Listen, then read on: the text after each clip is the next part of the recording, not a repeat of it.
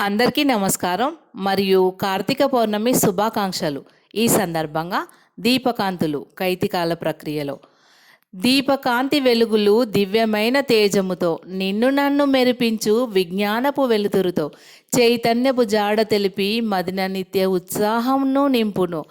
తారలెన్ని ఉన్నను దీపకాంతి కావాలి, పాటలెందరూ పాడినా కోయిల పాట వినాలి.